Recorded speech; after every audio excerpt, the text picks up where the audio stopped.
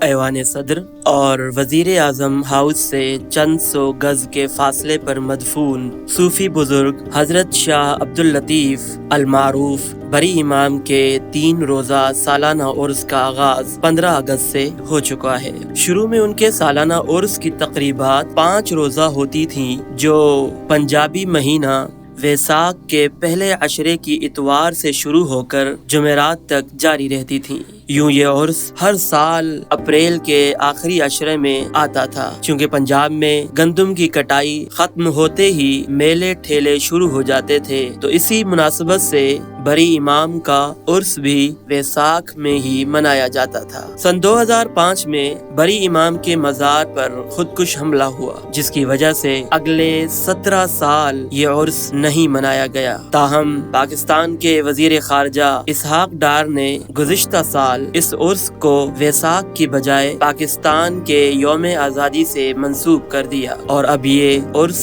ہر سال 15 سے 17 اگست تک منایا جائے گا۔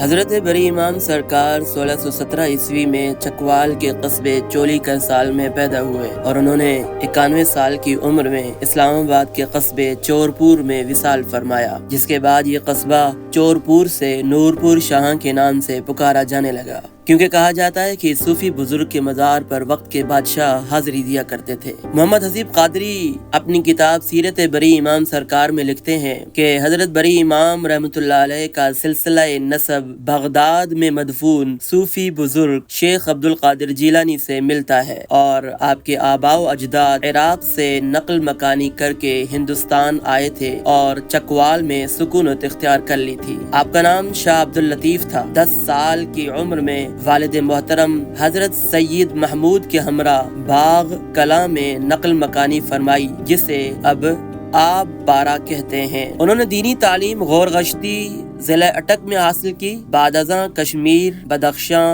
مشہد، بخارا، نجف، کربلا، بغداد، مصر اور شام کے تعلیمی دورے کیے، اور پھر حج کی سعادت بھی حاصل کی۔ سفر سے واپسی پر حجرہ شاہ مقیم میں ایک بزرگ حضرت سید جمال اللہ المعروف بالا پیر سے روحانی فیض حاصل کیا۔ باغ کلاں واپس آئے تو والدین نے شادی کر دی۔ 8 سال تک اولاد ہی نہیں ہوئی، پھر ایک بیٹی پیدا ہوئی جو بچپن ہی میں وصال فرما گئی، اور جس کے بعد آپ کی زوجہ محترمہ بھی اللہ کو پیاری ہو گئی۔ بیٹی اور بیوی کی وفات کے بعد آپ مکمل تارک دنیا ہو گئے۔ مارگلا کے پہاڑوں کے دامن میں واقع نیلا ندی میں طویل عرصہ کھڑے ہو کر چلہ کشی کی، جس عرصے کو ان کے راوی 12 سال بتاتے ہیں۔ پھر آپ نے مارگلا پہاڑوں کے دامن میں ایک جگہ لوئی دندی کو اپنے لیے چنا، اور وہیں عبادت و ریاضت میں مشغول رہنے لگے۔ آپ کی تبلیغ کی وجہ سے ارد گرد کے علاقوں میں اسلام تیزی سے پھیلا۔ آپ تبلیغ دین کے لیے قریبی علاقوں کے تواتر کے ساتھ دورے کرتے تھے۔ جہاں جہاں آپ کا قیام رہا، آج بھی وہ جگہیں بری امام کی بیٹھکوں کے نام سے منسوب ہیں، جو پورے پوٹوہار کے ساتھ کشمیر اور ہزارہ میں پھیلی ہوئی ہے۔ بری امام کا لقب انہیں ان کے پیر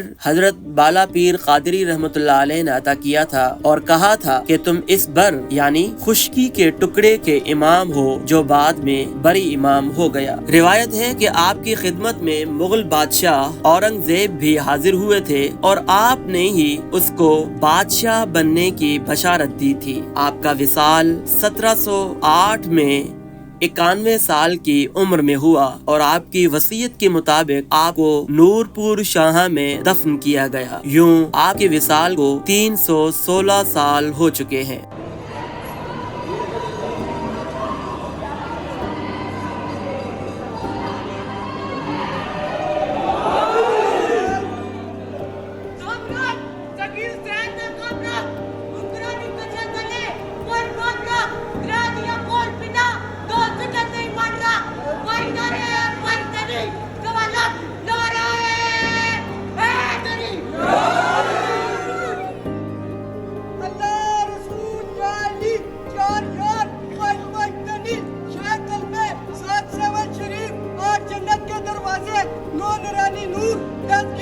11ویں شریف 12 امام 14 معصوم 15 شہید کربلا.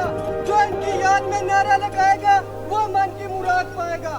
جو نعرہ نہیں لگائے گا وہ کبھی سیون نہیں جائے گا. پنج نعرہ پنج تنی سوا لاکھ نعرہ.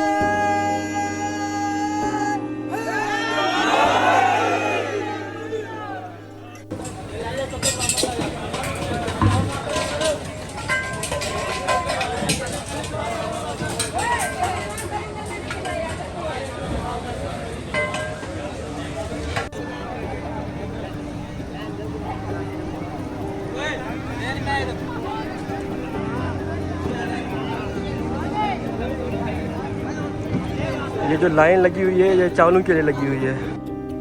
یاد رہے کہ موجودہ نورپور شاہاں سب سے پہلے کہاہوت تھا، اس کے بعد کہاہوت سے چورپور، اور پھر حضرت بری امام رحمۃ اللہ علیہ کی برکات کی بدولت چورپور سے نورپور کہلانے لگا. کتابوں سے حوالہ ملتا ہے کہ حضرت بری امام رحمۃ اللہ علیہ نے خود اس گاؤں کا نام چورپور سے نورپور رکھا. حضرت بری امام رحمۃ اللہ علیہ کے زمانے میں جو لوگ آباد تھے ان میں سے کسی کی بھی اولاد اب نورپور شاہاں میں نہیں ہے. خود حضرت بری امام رحمۃ اللہ علیہ کا سلسلہ اولاد نہیں چلا. ان کے صرف 4 طالب یا خدمتگار تھے جن کے نام مٹھا شاہ، دبنگ شاہ، عنایت اور شاہ حسین بتائے گئے ہیں. حیران کن طور پر بری سرکار کے خادمین کو بھی کوئی اولاد نہ ہوئی. سن 1970 تک نورپور شاہاں کی زمینوں کو کنویں کے پانی سے سیراب کیا جاتا تھا. سن 1919 میں اس گاؤں میں سب سے پہلا پرائمری اسکول کھولا گیا. یہ اسکول نظام حیدرآباد کے 1914 میں بنائے گئے سرائے میں بنایا گیا. سن 1967 تک نورپور شاہاں میں فقط 10 لوگ میٹرک پاس جبکہ ایک بھی حافظ قرآن نہ تھا. مغل دور کے اختتام تک نورپور راولپنڈی کے گاؤں سید پور گاؤں کا حصہ رہا.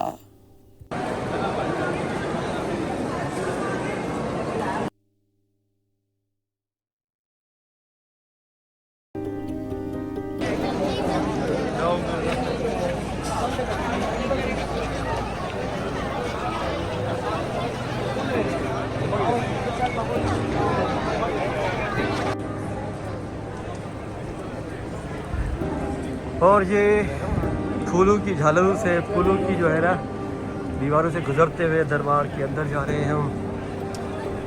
ایک اچھا خاصا رش. یہ لوگ کچھ آرامی ہیں.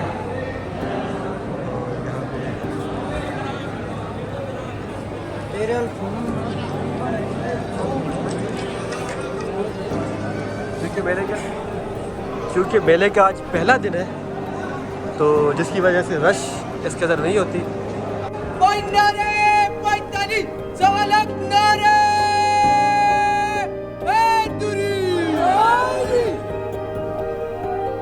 انڈیا کے نامور شاعر، افسانہ و ناول نگار کرتار سنگھ دگل اپنی خود نوشت home to tell my tale میں حضرت بری امام سرکار کے عرس کا آنکھوں دیکھا حال بیان کرتے ہیں کہ پنڈی سے کوئی 10 کوس دور نورپور میں ہر برس بری امام کا میلہ لگتا تھا جو کئی روز تک رہتا تھا. اس میلے میں ملک بھر سے گانے والیاں حاضر ہو کر اپنی چوکی بھرتی. گانے والیاں آتی تو تماش بین بھی آتے، گانے والیاں آتی تو تماش بین بھی آتے. نورپور کی چہل پہل دیکھنے والی ہوتی. ہر آنگن مہمانوں سے بھرا ہوا ہوتا. شہر کے اندر اور باہر کھلی جگہوں پر رنگ برنگے شامیانوں کا جھرمٹ سا لگا رہتا. دن رات گانے والیوں کی تانے، ناچنے والیوں کی گھنگروں کی جھنکار آس پاس گونجتی رہتی. وہ لکھتے ہیں کہ جب میں اپنے مسلمان دوست کے ساتھ پہلی بار بری امام کا میلہ دیکھنے گیا تو شام کے دھندلکے چھا رہے تھے. ہر طرف تمبو ہی تمبو لگے تھے. اسی دن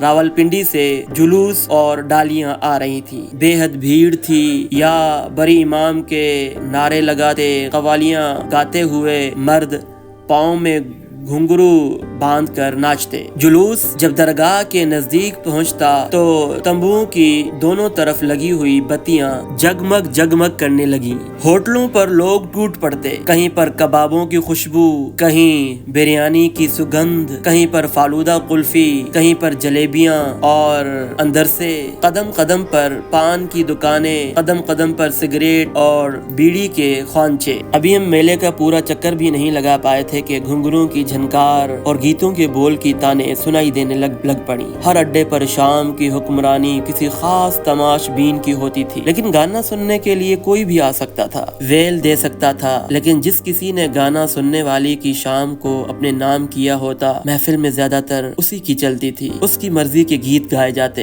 उसकी मर्जी का नाच होता। तमाशबीन बेशक वेलें देते, लेकिन शाम के मालिक की बराबरी कोई नहीं कर सकता था। करतार सिंह दुगल के बकौल काबुल कंधार से ऊंचे तुर्रों वाले पठान अपने घोड़ों पर सवार होकर बंदूकों से सजे धजे आते। एक एक टोली में कई कई घोड़े, कई कई राफलें होती थीं, जैसे फौज चढ़कर आई हो। रबर के टायरों वाले तांगे और जहाज की तरह बड़ी बड़ी मोटरों पर सवार होकर लाहौर और पेशावर के सर फिरे रईस आते। उनकी जेबें नोटों से ऊपर तक भरी होती।